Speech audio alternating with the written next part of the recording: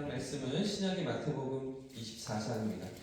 마태복음 24장 15절부터 22절까지의 말씀을 같이 찾겠습니다.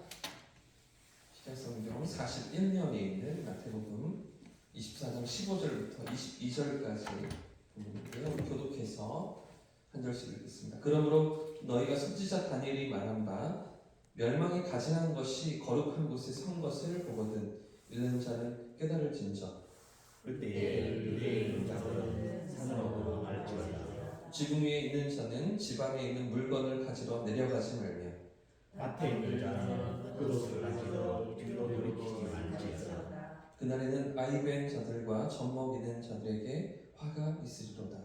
너희가 도망하는 일이 겨울에나 안식일에 되지 않도록 기도하라. 이는 그때 큰 환란이 있겠습니다. 창세로부터 지금까지 이런 환란이 없었고 후에도 없으리라. 그날들을 맞이하면 모든 육체가 그것을 얻지 못할 것이나 그러나 택하신 자들을 위하여 그날들을 강하시리라. 아멘. 할렐루야. 아멘. 오늘도 새벽에 우리를 만나주시는 하나님의 은혜가 있을 줄 믿습니다. 어제 본문에서 예수님은 마지막 때가 언제입니까? 묻는 제자들의 질문에 대해서 14절 말씀으로 대답해주고 계셨죠. 이 천국 복음이 모든 민족에게 또 모든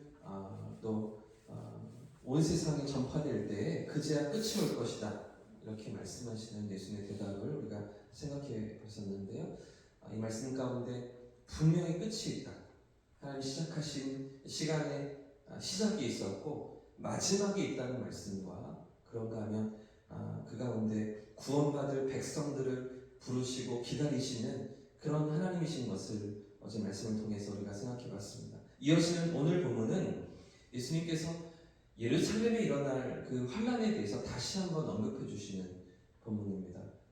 그리고 오늘 말씀에 이어서 내일 23절부터 우리가 내일 살피게 되는 본문에서는 예루살렘에서 일어날 이런 환란뿐만 아니라 그 이후에 이어지는 오늘 우리의 삶이라고도 할 수 있는데 그 이후에 이어지는 우리의 삶 가운데 하나님의 백성들이 특별히 또 교회와 성도들이 어떤 상황 가운데 어떤 어려움 가운데 처하기도 하는가에 대해서 예수님이 말씀하시면서 끝까지 믿음을 지킬 것을 당부하고 계시는데 오늘 말씀은 그 가운데서도 예루살렘에 임할 환난과 핍박에 대해서 예수님 다시 한 번 더 언급해 주십니다. 먼저 15절과 16절 말씀을 같이 한 번 더 읽어보겠습니다. 시작. 그러므로 너희가 선지자 다니엘이 말한 바 멸망에 가증한 것이 거룩한 곳에 선 것을 보거든 읽는 자는 깨달을진저 그때 유대에 있는 자들은 산으로 도망할지어다. 여기 15절 말씀은요 그러나로 연결되는 것이 더 자연스러운 것 같습니다. 그러므로 되어 있지만 그러나라고 연결하는 게 더 앞에 있는 본문과 자연스럽게 연결되는 것 같은데요. 앞에서 예수님은 많은 재앙들이 일어날 것들을 언급하셨지만 그러나 또 15절에서는 그 중에서도 가장 비극적인 예루살렘의 그 파괴에 대해서 이 성전이 무너질 것에 대해서 말씀하고 계시기 때문입니다. 사실 3절에서 제자들의 질문이 바로 이 성전 파괴에 대한 것이었잖아요. 1절과 2절에서 예루살렘에 이 돌 하나도 돌 위에 남지 않고 완전히 무너질 것이다. 이렇게 말씀하실 때 제자들이 3절에 뭐라고 질문하였습니까? 예수님, 과연 그때가 언제이죠? 그때 또 어떤 일들이 일어나겠습니까? 이런 질문들로 예수님께 나왔는데요. 그러나 예수님은 그때와 징조보다 이 마지막 때를 살아가는 믿음의 자세가 무엇인지 어떻게 살아가야 하는가를 말씀해 주셨죠. 이것이 4절부터 14절까지의 예수님의 대답이었습니다. 그러면서 이어지는 오늘 본문에서 15절에서 제자들이 그렇게 궁금해하고 또 아직 다 이해가 되지 않아서 헷갈려하는 그 예루살렘의 파괴에 대해 예수님 조금 더 설명해 주시는데 지난주에도 제가 말씀을 드렸지만 지금 제자들의 생각이 무엇입니까? 예수님은 언제 예루살렘의 파괴가 일어나죠? 언제 그런 일들이 일어납니까? 그리고 그때 있을 일들이 무엇입니까? 라고 이렇게 질문할 때 제자들이 가지고 있는 생각이 어떤 것들입니까? 예루살렘이 무너지면 그때가 바로 세상의 종말이다. 이렇게 생각하고 있는 것이죠. 예루살렘 성전 하나님을 예배하는 거룩한 성전이 무너진다면 그러면 그때 종말이 오는 것이 아닌가, 마지막 때인 것이 아닌가 이렇게 생각하고 있는 것입니다. 하지만 예수님은 오늘 본문에서 다시 이 예루살렘의 파괴를 예고하시면서 이 사건이 역사의 끝이 아니라 오히려 역사의 시작이라고 말씀해 주십니다. 오늘 본문 15절을 보시면 다시 보십시오. 그러나 너희가 선지자 다니엘이 말한 바 멸망에 가증한 것이 거룩한 곳에 선 것을 보거든. 여기서 거룩한 곳은 성전을 가리키겠죠? 그 중에서도 지극히 거룩한 곳 어디입니까? 이 성전 가운데서도 지성소를 가리킵니다. 그 지성소의 멸망에 가증한 것이 선 것을 보거든. 그러면 제자들은 그때가 끝이 아닌가? 다 이제 예수님께서 다시 오셔서 세상을 심판하시고 재림주로 이 땅을 다스리실 때가 아닌가? 이렇게 생각하고 있는데 예수님의 말씀은 지금 선지자 다니엘을 인용하십니다. 다니엘 선지자의 예언을 인용하시면서 이 모든 사건들이, 그 모든 일들이 이미 구약의 오래전에 예언된 일이었음을 말씀하십니다. 하나님의 백성이 이방 제국들에 의해서 수치와 모독을 당하고 죽임을 당하며 더 나아가 하나님을 예배하던 성전까지 철저히 파괴되고 무너지는 그 예언을 다니엘 선지자가 다니엘서 9장에서 또 11장에서 12장에서 세 번이나 반복하면서 이 모든 예언을 하고 있는데 가증한 것, 멸망에 가증한 것으로 인해 이런 똑같은 문구들로 이 예루살렘의 멸망에 대해서 예언하고 있는 것이죠. 여러분 생각해 보십시오. 다니엘이 이 모든 예언들을 하고 있었을 때 다니엘의 처지와 상황이 어떠한 상황이었습니까? 이미 바벨론의 포로가 되어서 이스라엘 백성들이 바벨론으로 끌려가 있던 그런 상황들이었죠. 그러니까 그때 예언했던 멸망에 가증한 것이 거룩한 곳에 선다라는 예언은 이미 무너진 과거의 일들을 얘기하고 있는 것이 아니라 586년에 이스라엘이 멸망당하고 바벨론의 포로로 끌려갔던 그 사건들을 말하고 있는 것이 아니라 미래에 일어날 일들을 다시 예언하고 있는 것들이기 때문에 다니엘서에 기록된 9장과 11장과 12장의 이 예언들은 미래에 있을 일들을 다시 한번 그렇게 이런 처참한 어떤 예루살렘의 수치와 모욕과 하나님의 어떤 심판과 징계를 경험하는 그런 일들을 말하고 있는 것들인데 이 다니엘의 예언을 예수님께서 다시 한번 언급하시면서 이런 일들이 또 한 번 예루살렘에 있을 것이고 그리고 이것을 통해서 하나님이 이 모든 세상의 일들을 드러내시고 나타내시고 그 역사 속에서 하나님의 계획들을 이루어 가신다는 것들을 예수님께서 제자들에게 말씀하시는 장면입니다. 그리고 실제 역사 속에서 이 예언이 그대로 이루어지는데 AD 70년에 로마의 티투스 장군에 의해서 이 예루살렘이 철저히 파괴되고 무너진다고 말씀드렸죠. 당시 상황은 사실은 AD 70년 그 앞에 4년 전에 AD 66년에 유대에서 반란이 일어납니다. 로마의 폭정과 압제 속에서 로마가 계속해서 이제 유대인들에게 그리고 식민 지배하던 민족들에게 강요하고 요구하는 어떤 강압적인 정책들이 심해져 가면서 나중에는 이 황제 숭배에 대한 황제를 숭배하고 경배하는 일들에 대한 그런 요구들을 계속해 나아가는데 나중에는 이 예루살렘에서 황제를 경배하는 그런 제사까지 바치는 그런 일들이 벌어지는 것이죠. 이런 일들에 대해서 도저히 견딜 수가 없었던 유대인들 가운데 아주 의협심이 있었던 열심당원들을 중심으로 소수의 열심당원들이 반란을 일으켜서 마사다에 있는 헤롯 요새에서 무기고를 탈취합니다. 무기고에서 무기들을 탈취해서 이 무기들을 가지고 예루살렘을 진격하게 되고요. 예루살렘에 있던 로마 군인들을 다 쫓아내게 됩니다. 그러면서 반란이 시작되어지는데 처음에는 소수의 열심당원들을 중심으로 반란이 시작되는 그런 양상이었습니다. 하지만 예루살렘을 차지하고 그리고서 로마 군인들을 몰아내기 시작했을 때 이 예루살렘에서 환호가 일어나게 되고요. 백성들이 거기에 동조하게 되고요. 점차적으로 이제 전 민족적인 독립운동으로 이어지면서 4년 동안 이 독립의 시기가 이어지게 되는데 AD 70년까지 이 예루살렘에서 그래서 버텨냅니다. 네로 황제는 이제 군인들을 또 다시 보내죠.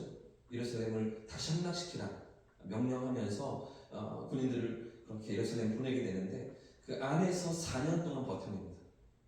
4년 동안 열심당원들 중심으로 항전을 펼치고 오랫동안 꽤 오랫동안 그래도 버텨내는데 결국 AD 70년에 베스파시안 장군과 그 아들 티투스 장군에 의해서 두 부자지간에 의해서 예루살렘이 멸망당하게 되고요. 그리고 그곳에 있던 모든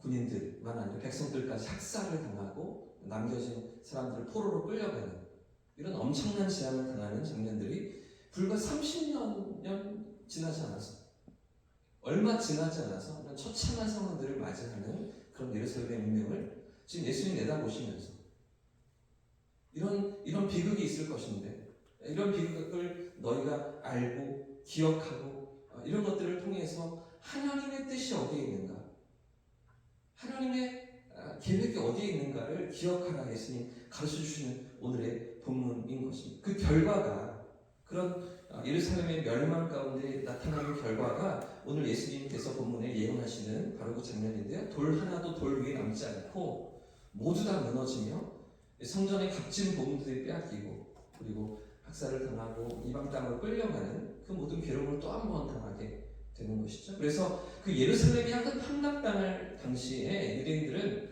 이 요르단 동편에 있던 산으로 언덕으로 다 도망쳐야 했습니다. 자, 그게 16절 말씀에 그대로 예수님께서 예언하셨던 장면이잖아요. 불과 30여 년 후에 이뤄지는 사건들이었습니다. 또 이어지는 17절 이하의 말씀을 보시면 긴급히 아주 긴박하게 도망가는 장면들을 예수님께서 묘사하시는데 자, 17절부터 20절 말씀도 같이 읽어보겠습니다. 17절부터 20절 말씀입니다. 시작. 지붕에 있는 자는 집 안에 있는 물건을 가지러 내려가지 말며 밭에 있는 자는 겉옷을 가지러 뒤로 돌이키지 말지어다. 그날에 아이된 자들과 젖먹이는 자들에게 화가 있으리로다. 너희가 도망하는 일이 겨울이나 안식일에 되지 않도록 기도하라. 여러분 어떤 장면이 그려지십니까? 지붕에 있는 자들은 집 안에 있는 물건을 가지러 내려가서 불과 몇 걸음 아닌데요. 지붕에서 바로 내려와서 이제 얼마든지 안에 있는 물건을 챙겨서 도망칠 수 있을 것 같은데 그렇게도 할 겨를이 없다는 것입니다. 잠시 틈도 얻지 못하고 목숨을 건지기 위해서 도망쳐야만 하는 밭에서 일하는 사람들도 밭이랑 집이랑 얼마나 거리가 멀다고요. 그 짧은 찰나의 순간도 가시지 못하고 도망쳐야만 하는 그런 긴박한 상황들을 맞이하게 되는데 여러분 특히 팔레스타인 지역은 밤이 되면 기온이 많이 떨어졌기 때문에 그들에게 있어서 겉옷은 반드시 챙겨야 하는 필수품이었습니다. 마치 이렇게 이불과도 같은 밤에 덮고 자야 하는 그런 겉옷이었는데도 밭에 있는 자들은 이 겉옷을 가지러 집으로 들어갈 수가 없는 것이죠. 이런 위급한 상황을 당한다는 예수님의 말씀인 것입니다. 여러분 오늘 이 본문이 우리에게 무엇을 가르쳐주고 있습니까? 오늘 이 말씀을 처음 들었던 제자들에게 예수님 가르쳐 주시면서 장차 예루살렘에 임할 이 재난을 미리 예고하시면서 제자들에게 말씀하셨던 예수님은 오늘 이 마지막 때를 살아가는 예루살렘에 임한 그 역사적인 그 파괴가 성전에 무너지는 사건들이 이미 있었고 그 뒤에 남아있는 시간을 마지막 때를 살아가는 우리에게 예수님은 이 말씀을 통해서 이 본문을 통해서 무엇을 가르쳐주고 계십니까? 깨어 있으라는 것이죠. 오늘을 깨어 살아가라고 예수님 말씀하시는 것입니다. 하나님의 계획과 하나님의 뜻 가운데 이 세상의 역사가 펼쳐져 나아가는데 하나님의 그 마지막 때가 가까워 오고 있음을 기억하라고 예수님 말씀하시는 것입니다. 결국 우리가 살아가는 시대는 예수님의 초림으로부터 예수님의 다시 오심을 기다리는 재림의 그 사이에 있는 것 아니겠습니까?